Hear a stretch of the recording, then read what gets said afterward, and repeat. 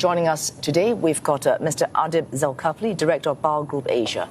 I'll start very quickly. Now, the different groups in BN, we've got the President, Ahmad Zahid Hamidi, coming out to say, he has not said, I want to go with Pakatan Harapan, but he has said, I do not want to negotiate with Perikatan Nasional. Correct me if I'm wrong, right?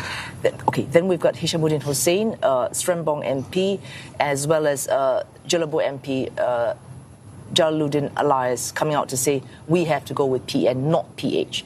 You've got Sharil Hamdan, that's the former information chief, coming out to say we should stand independent as an opposition bloc within Parliament. Now, whose voice carries the most weight? Well, obviously, the party president is the most powerful member, the Supreme Council member, has the most power in deciding the future party's direction. But with so many people asking him to resign, does he still have that much power? Yeah, he's in a weaker position now, given the defeat, poor performance at the recent general election. So obviously, he's not as strong as before, but he still has the advantage as the incumbent president. And as the party leader under the current structure where there is an anti-hopping law in place, he has the power to decide the future direction of the party, meaning which side should the Barisan Nasional MPs go to. So if they choose PN, what does that mean? If they choose PH, what does that mean? Well, being in PN is working with PN is something they've done before for the last 2 years plus, and I think there's some short-term gains in working with PN due to PN's lack of talents. They probably be more likely to be appointed into senior positions, meaning individual UMNO MPs will get into senior cabinet positions. Unfortunately, being in PN also means being the third or the smallest Malay party in a coalition of 3 Malay parties. So that would, in the long term, kill UMNO. Would not allow UMNO to recover, win back Malay constituencies that they lost to Perikatan Nasional.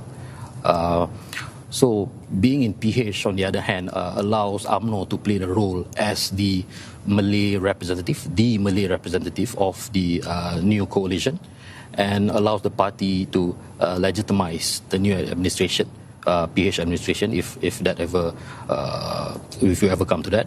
And UMNO will be the core of that coalition, providing legitimacy, providing, I think, perhaps the appropriate level of Malay representation to be acceptable to the Malay Muslim community. Pakatan Harapan has PKR, which is, well, in some ways, although they have explicitly said they're multiracial, they're multicultural, they are at this point still relatively dominant in terms of Malay representation. If they take UMNO on, will they then worry, well, where are we in this if UMNO then becomes the Malay party within a BNPH alliance? Yes, PKR has always branded itself as a multiracial party with a Malay core, with a Malay leadership. And Anwar himself has always talked about his track record in promoting Malay language, Malay culture. And he was also the founder of Islamic youth movement back in the 70s. That has always been PKR's identity.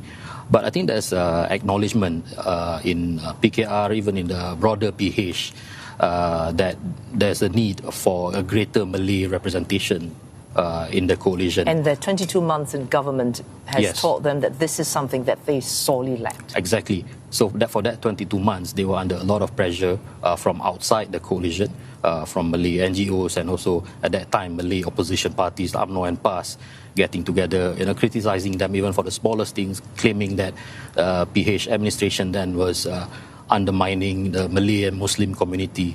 So I think there's an acceptance that they need a legitimate Malay representative in the coalition. On that note, PAS concerns, we're looking at investors today, quite concerned, the ringgit falling as well, fears that if PAS has a greater say in government, and they do, they have the most number of seats, they will impose stronger, stricter Sharia law, for example, banning alcohol consumption, banning gambling. But your opinion on PAS is that it's a pragmatic party. It knows its limits. It will keep itself to certain portfolios and not interfere with others. You still stand by that? Yes, I think PAS has been very pragmatic. It is, after all, one of the first, if not the first, Islamic movement to take part in an electoral process. Past game plan from day one has always been to take part in Malaysia's general election. And they've been in the federal government over the last 2+ years, since February 2020, and they've been very pragmatic. They've not pushed for greater control of the legal system. Okay. And yes. Yeah. They've only confined, they've introduced new laws. I mean, they've only strict in their own states. In Kedah, Yes. Kelantan and Sarawak. Okay, final question, because we're running out of time.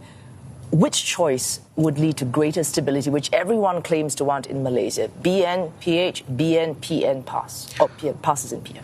I think if you're looking at relative stability, I think we can forget about stability that we saw before 2018. I think those days are behind us. What will provide, I think, relative stability is perhaps a PH plus BN plus one or two East Malaysian parties, Sabah and Sarawak. So in that way, it represents a significant number of urban voters, especially urban constituencies. And at the same time, UMNO can provide the support from rural Malaysia. So I guess that probably reflect closely the demographic of the country. Oh, thanks so much for that, Mr. Adib Zulkifli, Director of Bar Group Asia. Thanks so much for joining us.